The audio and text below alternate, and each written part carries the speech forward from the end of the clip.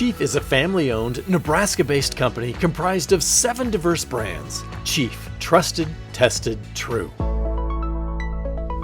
Good morning, everybody. I hope you brought your warm clothing for today's video because last night it snowed.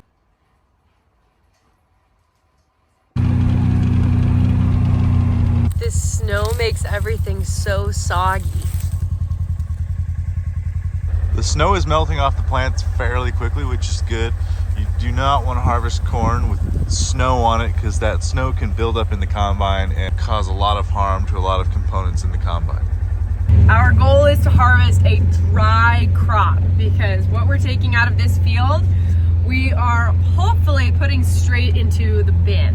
And for corn to be stored in a bin, it has to be just the right conditions. Tractor's got snow on the tires. It had to spend the night out in the cold. Poor guy. It's a good thing that the cart was tarped. So if you remember from several videos ago, this is the row unit that had a gearbox go out. It has since been repaired, but we've been using that 16 row head. But since it snowed and we can't go right away, we better fix the corn head, because if we don't do it now, we're gonna have to do it some other time, and might as well just take advantage of the weather and get this put back together. So it has been a while since it's been cold and we've been working in the shop.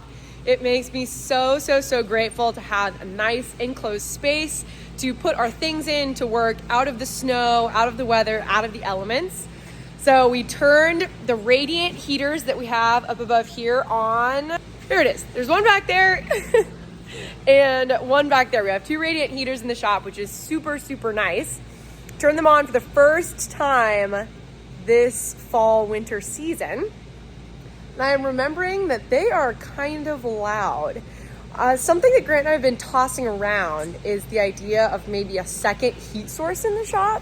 Grant, what are you thinking? So the radiant heat heats things up. So like I'm wearing a black sweatshirt, I can feel myself getting hot.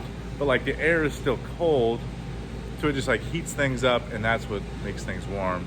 But I'd like a wood burning stove, oil burning stove, or like corn stove that like puts just hot air in.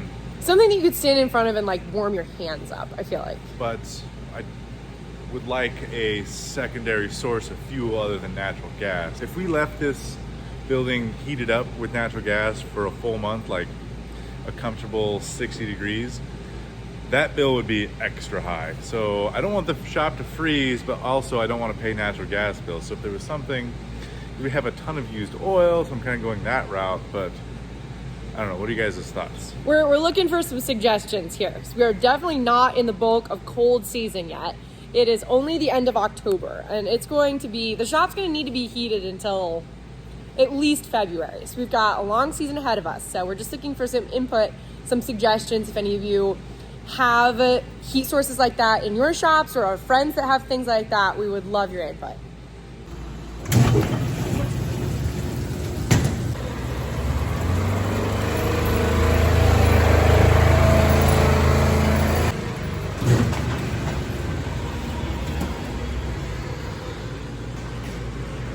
It's so shiny. So can you show us exactly what broke on this thing? It's been so long, I don't know if people even remember. Yeah, so there's the spinning gearbox with these stock rollers on it, things that go like this. And the slip clutch was pretty bad. And this actual, see this green frame? This is what holds it all together. There was a bunch of like hairline cracks everywhere. And so that got replaced. This is a pretty important part of the harvesting process. You kind of need to have a row unit like this in functioning condition, so. And so this is the outside one of the corn head, which is out here. And so the combine going through the field, it's always tipping, and this is always the first one to hit the ground, the outside one. So it's always getting slammed into the ground. It's taken all the weeds, and this one gets extra beat up. So I want this one in good working condition. It's probably also why this one went out. Oh, I think Gage is here. He's here to help us out. To come out on a Sunday. It's pretty impressive. I don't love working on Sunday afternoons. You guys know that. But I suppose if we're gonna do anything, it should be a shop project taking advantage of the cold weather and a break in the harvest season. So since this row unit for our 12 row corn head has been out, we've been using the 16 row head. Grant, I've been seeing a lot of comments asking what do we think of it? Are we going to be looking to upgrade? What would it take to upgrade from our head to a 16 row head? I think we do want a 16 row head. I don't know if that is the right head for our operation. The snapping rolls that it has in it, they don't work as well as I want them to, which those are changeable, but it's also the head. It's had a lot of acres through it, and the price is pretty high. So I just don't know if that's the right one. So maybe not that particular head, but we are looking at upgrading to a different 16 row head in the future.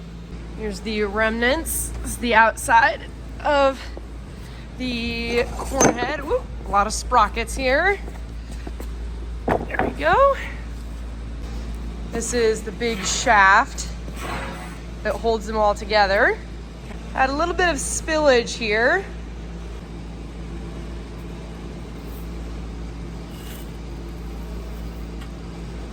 Run, Grant, run! Grant and I are too busy dreaming up what we're going to clean up in the shop this winter. Here's Gage with the skid steer to pull the corn head in. Normally we do fixes like this with the combine in here so that we can lift the head up.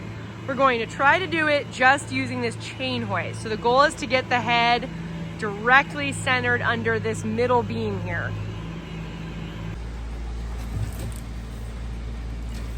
Right there? Oh, yeah.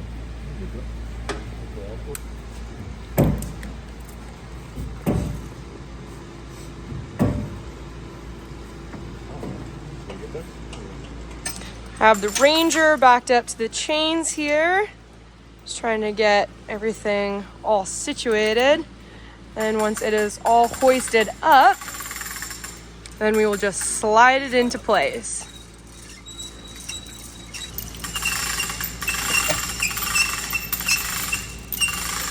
Ate some WD-40 on that one. Squeaky. Okay. This thing is heavier than it looks.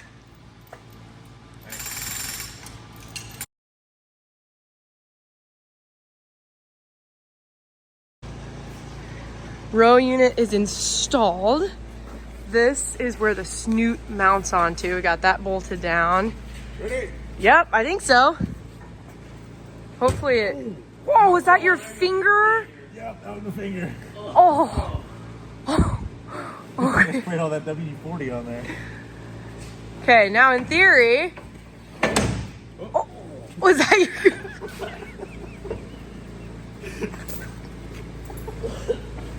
Are you good? Oh my goodness. Okay, in theory, this just goes through all of the row units to the very middle of the corn head. You guys just take a break, okay? Watch that placement there. Go. There you go.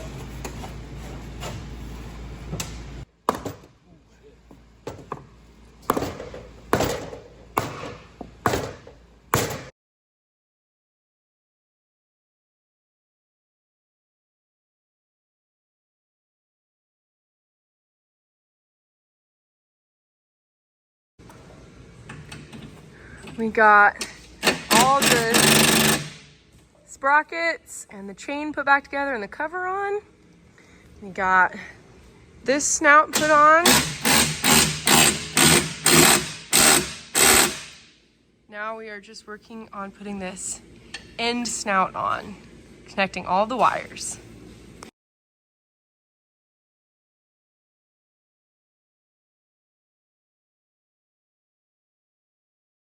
12-row corn head is fixed and ready to go back on our combine. I'm not quite sure if we're going to finish harvest with this 16-row or put our 12-row back on. That is yet to be determined. We have 460 acres of corn left to harvest, but whatever we decide, we are ready to go as soon as the snow melts off the leaves. So thank you for watching this kind of Sunday afternoon shop video. I appreciate your guys' time and attention.